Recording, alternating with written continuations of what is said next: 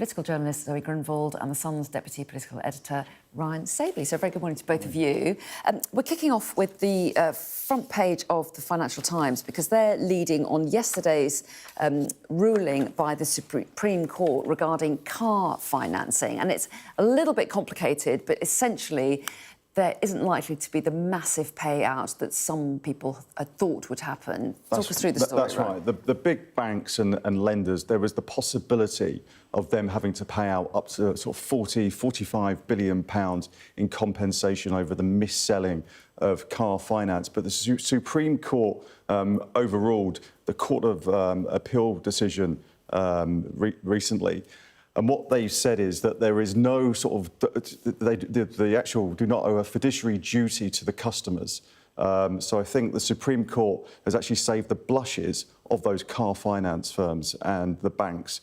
And actually, I think Rachel Reeves is breathing a sigh of relief this morning as well, because she was going to have to actually step in, and because these sums are going to be so astronomical that she was actually going to try and limit the amount of money that was going to have to be paid out. So I think the banks are relieved, I think the lenders are relieved, and I think Rachel Reeves will be relieved because she won't have to be working through this weekend trying to come up with some legislation to put in place to make sure these payments are out. I think the problem was that if the banks are affected by these big payouts, there wouldn't be the investment into this country. So I think it could have actually had a knock-on effect for growth. So the Supreme Court has overruled this earlier decision, and I think the finance sector will be mightily relieved today. So a relief for Rachel Reeves, but newspaper editors a bit more of a headache because they had to fill pages that they were expecting it to go the other way. Yeah, no, exactly. And I think there would have been this story of millions of people who had bought cars,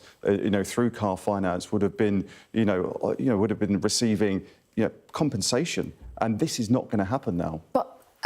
Except in some cases, because yes. the Supreme Court ruled, they sided with 2 out of the 3 test cases, and so this third test case could mean that there's compensation payouts for some people. That's right. I think if some cases where the mis-selling had been excessive, I think there will be a situation where people will be able to claim. But the Financial Conduct Authority, again, they say that they'll be working through the weekend and they'll be coming up with a decision or some kind of announcement early next week on how that will actually work. So it's not going to be the millions of people getting payouts, but there could be some people getting some compensation through this. That's right, and I was listening to Martin Lewis, the money-saving expert, commenting on this last night, and instead of that sort of 44 billion figure that had been touted around originally, his expectation was that the lenders could be liable for in the region of 5 to 15 billion. So we'll have to wait and see what any kind of redress scheme, if it is announced, might look like. But Zoe, this is a really interesting one, isn't it? Because, there are all sorts of implications for how lots of products are sold, and people do have to be very careful because, there are risks attached if you don't tell your customers what's going on. Yeah, I mean, even if it doesn't mean that consumers are going to get payouts this time or less payouts or less consumers than we thought, hopefully it will have a good knock-on effect for, as you say, businesses when they come to actually selling their products in future, making sure that there aren't hidden commissions on loans. And because obviously this does, even though that in this case the judge didn't side with all the charges, it does indicate that there is, there is an appetite for those things to be taken to court and to be tried at the highest court in the UK. So hopefully, even if consumers aren't getting paid this time, going forward, business practices might be a bit higher. But not the new PPI, as had been potentially talked about. Take us on to the Times, Zoe. Their front page focuses on the decision made yesterday and announced yesterday very publicly by Donald Trump to redeploy 2 of what he described as his nuclear subs. What was his actual phrase? He talked about, he's certainly redeploying them, but talked about moving them closer towards Russia, basically. Yeah, that's correct. So there's been a bit of a war of words between Trump and the Russian the former Russian president, who's now the deputy chairman of Russia's Security Council, Dmitry Medvedev, I believe. Basically, obviously, Trump is trying to push Russia towards some kind of ceasefire. He called the latest assault on Ukraine disgusting, and has obviously issued Russia with this ultimatum, issued Putin with this ultimatum. But the deputy chairman of Russia's Security Council has called the president's remarks foolish and inflammatory, and as a result, Trump has, as you say, moved his nuclear subs closer to Russia. He said to the appropriate regions. Obviously, he's been quite vague about where those are for operational reasons, but warned of unintended consequences. And what we're seeing is this real heightening, this real scaling up of rhetoric between Russia and the US. And this is quite a distinct step from where Trump was with Putin and Russia, maybe even 6 months ago, where it felt like he was maybe even more amicable to Putin, and that, you know, actually we were seeing a real thawing of relations between the US and Russia. But now this ramping up of rhetoric, this moving of particular nuclear missiles does suggest that Trump is wanting to put a lot of pressure on Russia. But obviously, you know, Russia has come back and they've referenced the Kremlin's dead hand, which is this automated system that dates from the Cold War that allows a retaliatory nuclear strike on any country. So Russia is also escalating the threat.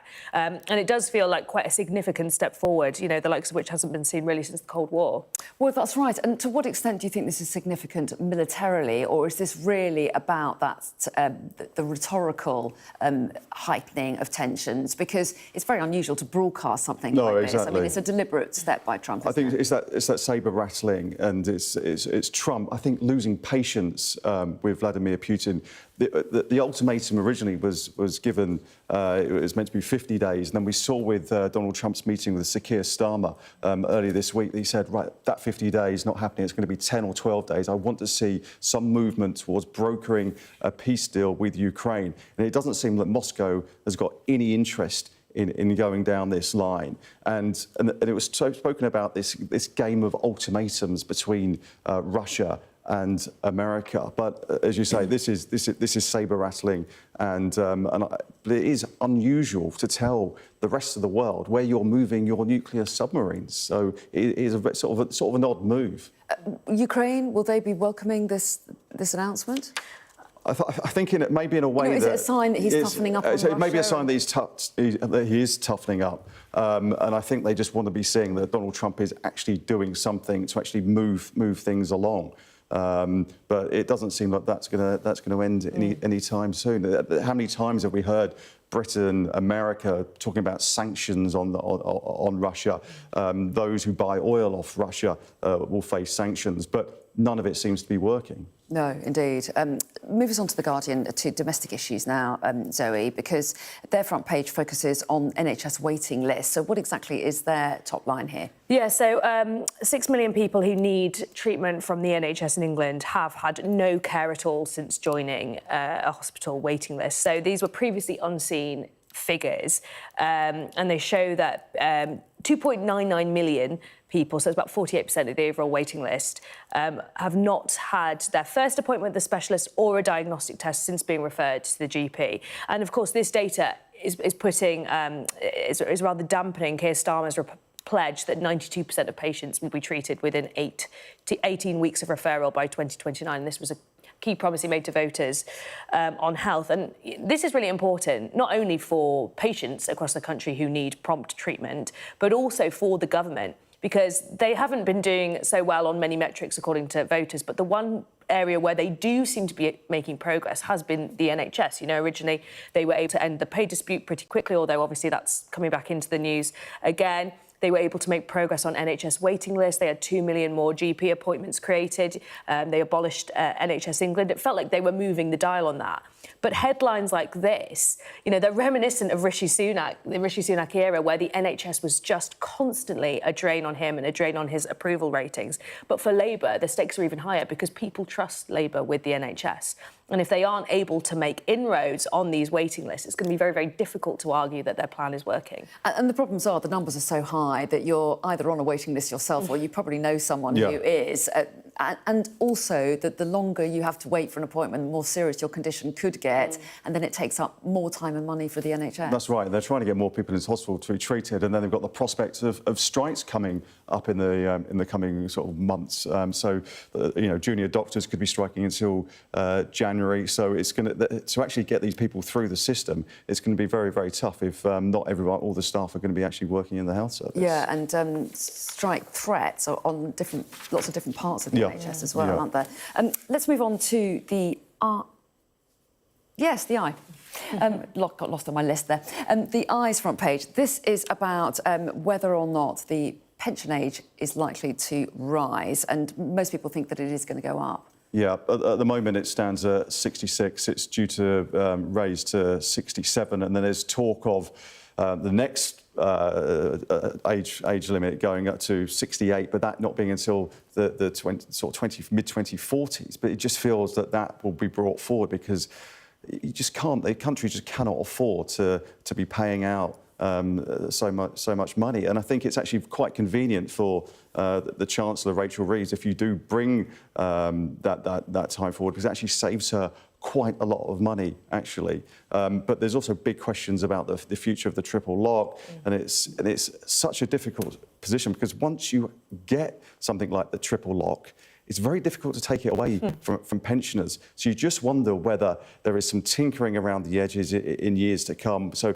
if you are a pensioner going on to the state pension, you may receive something like the double lock rather than the triple lock, just to try and save some money, because the bill for pensions is just going to be astronomical in the years to come. It is already. And do you think that the public would feel that raising the pension age sooner is a fairer way of doing it, given that people are living longer, their health is generally better in later life than in previous generations? Do you think that might be a more reasonable way as far as the public is concerned? I mean, what this poll shows is that people already think it's going to happen. You know, they're kind of resigned to the fact that as it works, you know, our state pension and our state pension age isn't workable. Everybody knows we have an ageing population. Everybody knows public finances are extremely tight.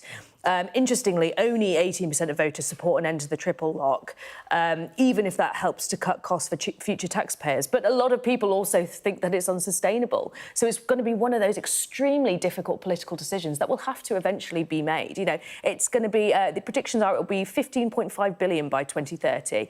It's now 5% of the UK economy. They think it could go up to, or they think it could go up to 5% of the UK economy, or it's already there. You know, it's getting larger and larger, and the public know this. But at the same time, as Ryan said, taking anything away from pensioners is incredibly politically difficult. I mean, we saw that with the winter fuel allowance. There are fair arguments, I think, to think about how we tie it to things like wage growth, but it's very, very difficult. Yeah, another headache for Rachel Reeves. We'll be back in the next hour with you two. Thanks for now.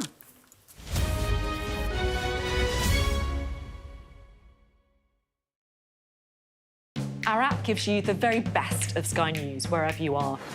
Breaking news, videos and analysis. Evidence of the crisis. Podcasts, watching us live. Live here from Washington. Wherever you get your podcast. All in one place. And all at just the touch of a screen. The Sky News app. Get the full story first.